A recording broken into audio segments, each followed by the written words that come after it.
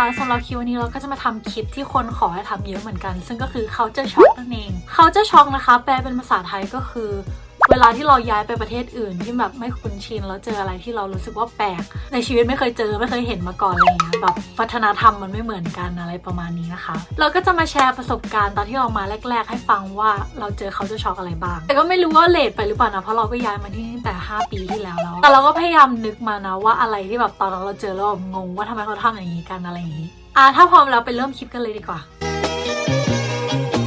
สิ่งแรกเลยนะคะที่เรามาอยู่อเมริกาแล้วเรางงมากก็คือคนพูดว่า bless you กันคำว่า bless you เนี่ยหลายๆคนก็อาจจะเคยได้ยินแล้วก็รู้กันมาก่อนอยู่แล้วนะคะคือเวลาคนไทยจามแบบฮัตชิวอะไรอย่างเงี้ยคนรอบข้างก็จะอยู่เฉยๆใช่ป่ะแล้วก็ไม่พูดอะไรเพราะเขาก็จะเห็นว่ามันแปลกถ้าเกิดเราพูดอะไรออกไปเพราะว่าเป็นคนแปลกหน้าไม่เคยรู้จักกันอะไรเงี้ยเราจะพูดออกไปทำไมแต่ว่าที่อเมริกาเนี่ยเวลาคนจามคนรอบข้างก็จะพูดว่า bless you หรือว่า God bless you มันเป็นอะไรที่แบบเขามองว่าแบบ polite แล้วก็สุภาพแล้วควรจะพูดถ้าเขาพูดคำว่า bless you มากับเราแล้วเราแบบไม่ตอบมันจะถือว่า rude มากนะคะมันมีหลายความเชื่อเหมือนกันนะว่าทำไมเขาถึงพูดคำว่า bless you แล้วก็ไม่ค่อยรู้เท่าไหร่หรอกแต่ก็ถ้าเกิดใครอยากรู้ก็ลองไปเสิร์ชดูกันได้นะคะ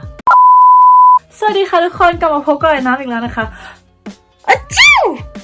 Bless you. Thank you คันจมูกจังเลยอ่ะอะจิ้ว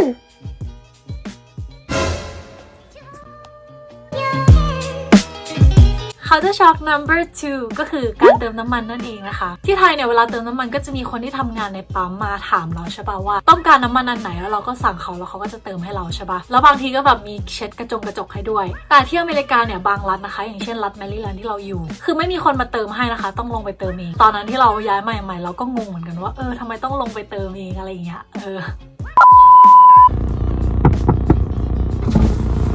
ไม่ทราบว่าวันนี้จะรับอะไรดีครับ เอาดีเซลก็เข้าเต็มถังเลยเนาะ จัดไป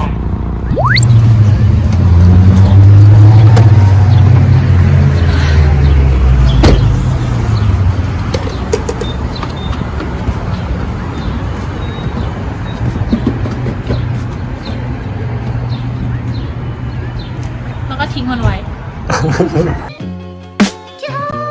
เขาจะช็อกอันที่3ก็คือคนที่นี่อาบน้ำ1 รอบต่อวันนะคะตอนที่เราบินมาจากที่ไทยแรกๆเราก็รู้สึกว่ามันแปลกมากเลยทำไมคนที่นี่ถึงอาบน้ำแค่วันละรอบเราก็รู้สึกว่าอิวแบบทำไมสกปรกจังเลยอะไรเงี้ยเพราะปกติเวลาเราอยู่ที่ไทยเราก็อาบน้ำ2 รอบตลอดนะคะแต่พอเราอยู่ที่นี่เป็นนานๆแล้วก็คุยกับเพื่อนอยู่หออะไรเงี้ยเราก็ได้รู้ว่ามันเป็นเรื่องปกติคนที่นี่ส่วนใหญ่คืออาบน้ำวันละรอบกันหมดเลยนะคะตอนที่เราอยู่หอเราก็จะมีเป็นรอบว่าแบบใครอาบน้ำตอนเช้าใครอาบน้ำตอนกลางคืนอะไรเงี้ยแต่ทั้งนี้ทั้งนั้นมันก็ขึ้นอยู่กับคนนะคะแล้วก็ขึ้นอยู่กับว่าในวันนั้นเนี่ยเราทำอะไรบ้างถ้าเกิดไปยิมอะไรเงี้ยคนก็อาจจะอาบวันละ2 รอบก็ได้ตอนแรกตอนที่เรานึกถึงท็อปปิ้งนี้เรานึกว่าเป็นแค่ผู้หญิงที่อาบน้ำวันละรอบแต่ว่าเราก็ทักไปถามเพื่อนผู้ชายที่นี่คำตอบที่ได้จากทุกคนก็คือบอกว่ารอบเดียวหมดเลยนะคะแล้วเราก็ลองทักไปหาเพื่อนผู้ชายที่ไทยด้วยเพราะเราอยากรู้ว่าความคิดต่างกันไหมแล้วผลตอบรับที่ได้มาก็คือเป็นอย่างนี้สรุปก็คือต่างกันนะคะทั้ง2ที่ก็ต่างคิดว่าแต่ละที่เนี่ยแปลกที่ทำอย่างนั้นคือมันก็แล้วแต่คนแล้วแต่ความคิดแล้วแต่เขาเจอนะคะส่วนใหญ่เพราะว่าที่นี่มันหนาวคนก็เลยอาบแค่รอบเดียวกันแต่ที่ไทยก็คือเดินออกจากห้องน้ำก็เหงื่อแตกเลยก็เลยอาบ2 รอบกันใช่ปะ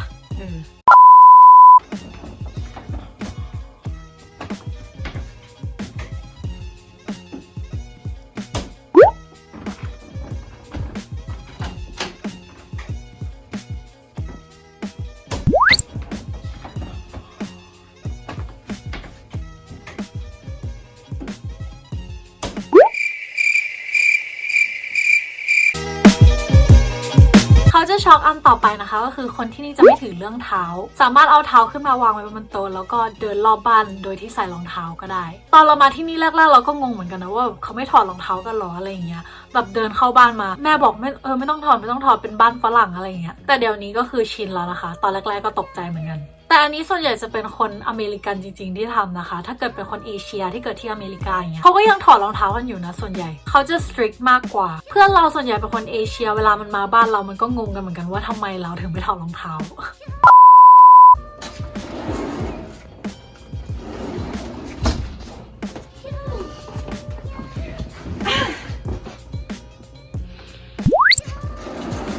กลับมาแล้วนะไปถอดรองเท้า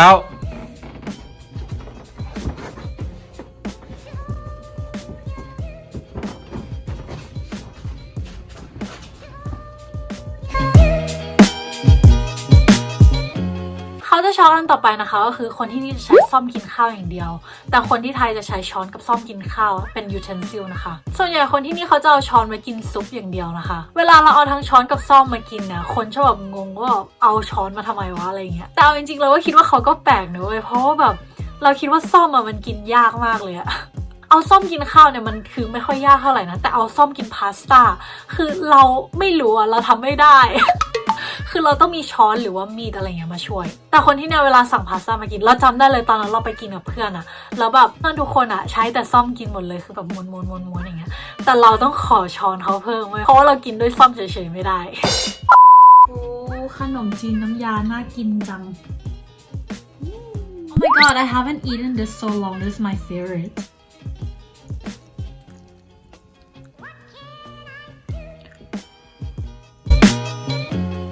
เขาจะช็อกอันต่อไปนะคะก็คือคนที่จะไม่มอง braces หรือการดัดฟันเนี่ยว่าน่ารักคนที่ไทยบางคนดัดฟันเพราะตามเทรนด์แต่คนที่นี่จะมอง braces ว่าทำให้ดูเนิร์ดทำให้ดูเด็กอยู่อะไรเงี้ยคนส่วนใหญ่จะดัดฟันตั้งแต่ตอนเด็กๆนะคะแบบ middle school หรือว่า elementary school แล้วเขาก็จะดัดถ้าเกิดฟันเขาแย่จริงๆนะคะแต่เอาจริงอย่าไปสนใจมากเลยเพราะว่าเราคิดว่าพวกนี้มันจะเป็น stereotype มากกว่าว่าเด็กเนิร์ดต้องแบบดัดฟันอะไรเงี้ยแต่เราคิดว่ามันไม่ค่อยสำคัญเท่าไหร่เพราะว่าส่วนใหญ่คนที่ดัดฟันเนี่ยเขาก็อยากจะแบบทำเพื่อตัวเองแล้วก็ทำให้รู้สึกมั่นใจมากขึ้นแต่ point ของเราก็คืออย่าดัดฟันเพราะว่าแค่อยากตามเทรนด์หรือว่าอยากน่ารักแต่ดัดเพราะว่าอยากจะบูสต์ความมั่นใจตัวเองมากขึ้นแล้วก็อยากจะทำให้ตัวเองดูดีขึ้นก็พอแล้วนะคะ Bro I'm so happy I just took off my braces this is my retainer I think I look so much better without it ทุกคนหนูเพิ่งถอดเหล็กมาดูดิไม่ชอบเลยหนูคิดว่าตอนมีเหล็กน่ารักกว่าอีก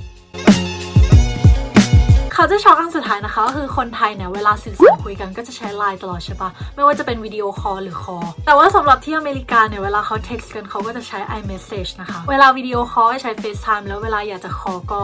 โทรคุยกันปกติอาจจะเป็นเพราะว่าแพลนโทรศัพท์ที่นี่จะเป็นแบบ text กับโทรฟรีนะคะที่จะเสียก็คือค่าอินเทอร์เน็ตแล้วก็ค่าโทรศัพท์อีกอย่างคือคนไทยเป็นอะไรไม่รู้ไม่ชอบวิดีโอคอลกันหรือเปล่า อยู่ที่นี่คือเราติดเฟซไทม์กับเพื่อนมากๆแบบเรารู้สึกว่ามันคุยสนุกกว่าเวลาเห็นหน้ากันอะไรเงี้ยโทษนะครับไม่ทราบว่าของอะไรหน่อยได้ไหมครับได้ค่ะนี่ค่ะจากคอนโซล Hey beautiful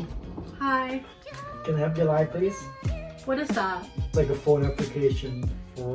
us to text or chat I've never heard of that before Do you mean iMessage No it's actually it's the app called Line Oh basically I don't have that sorryเอาละค่ะทุกคนจบไปแล้วนะคะคลิปนี้ขอบคุณทุกคนที่ดูมาจนจบนะคะถ้าใครชอบก็อย่าลืมกดไลค์กด subscribe แล้วก็ turn on my post notification ด้วยนะคะแล้วก็อย่าลืมไป follow เราที่ IG @panapat ด้วยนะขอโปรอย่างหนึ่งคือเราเพิ่งสร้างเพจใหม่มาฝากไปกดไลค์กดแชร์กันด้วยนะคะเดี๋ยวเราจะลิงก์ไว้ให้ใน description ข้างล่างโอเคถ้างั้นเจอกันคลิปหน้านะคะไปแล้วบ๊ายบาย